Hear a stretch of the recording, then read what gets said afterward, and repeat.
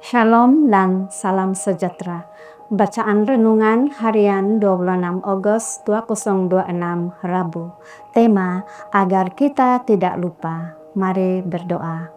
Bapa Surgawi, masa ini kami datang di hadirat Bapa. Kami memohon biarlah kiranya Roh Kudus Bapa masuk ke dalam hati dan pikiran kami agar kami bersedia menerima firman-Mu. Dalam nama Yesus kami berdoa. Amin. Tajuk bacaan Message tahun 1888 bahagian 1. Ayat inti, apabila aku diangkat tinggi di atas bumi, aku akan menarik semua manusia kepadaku. Yohanes 12 ayat 32. Kita sering mendengar tentang Message 1888 pada masa ini.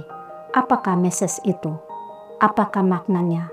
Mungkin ringkasan terbaik ditemui dalam sepucuk surat yang ditulis oleh Ellen White beberapa tahun selepas persidangan di Minneapolis.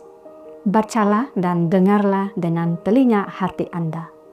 Tuhan dalam belas kasihannya yang besar telah mengutus satu message yang sangat berharga kepada umatnya melalui Elder Wegener dan Elder Jones. Message ini bertujuan untuk mengangkat tinggi juru selamat di hadapan dunia. Sebagai korban bagi dosa seluruh dunia, ia mempersembahkan pembenaran melalui iman dalam penjamin. Ia mengajak umat untuk menerima kebenaran Kristus yang dinyatakan melalui ketaatan kepada semua perintah Tuhan. Ramai yang telah kehilangan pandangan terhadap Yesus. Mereka perlu diarahkan semula kepada pribadi ilahinya, jasa-jasanya, dan kasihnya yang tidak berubah terhadap umat manusia. Segala kuasa telah diserahkan ke dalam tangannya agar dia dapat mencurahkan pemberian-pemberian yang kaya kepada manusia, termasuk anugerah yang tidak ternilai, yaitu kebenarannya sendiri kepada manusia yang tidak berdaya. Inilah message yang diperintahkan oleh Tuhan untuk disampaikan kepada dunia. Inilah message malaikat ketiga yang harus diberitakan dengan suara yang nyaring dan disertai dengan pencurahan rohnya dalam ukuran yang besar. Juru selamat yang ditinggikan itu harus kelihatan dalam karyanya yang berkuasa sebagai anak domba yang disembelih, duduk di atas takhta untuk mencurahkan berkat-berkat perjanjian yang tidak ternilai, manfaat-manfaat yang telah dibelinya melalui kematian bagi setiap jiwa yang percaya kepadanya. Yohanes tidak dapat mengungkapkan kasih itu dengan kata-kata.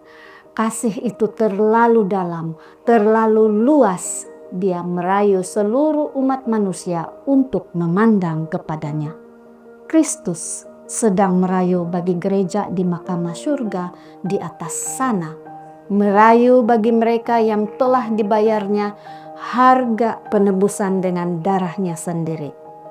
Abad demi abad, zaman demi zaman, tidak akan dapat mengurangkan keberkesanan korban pendamaian ini.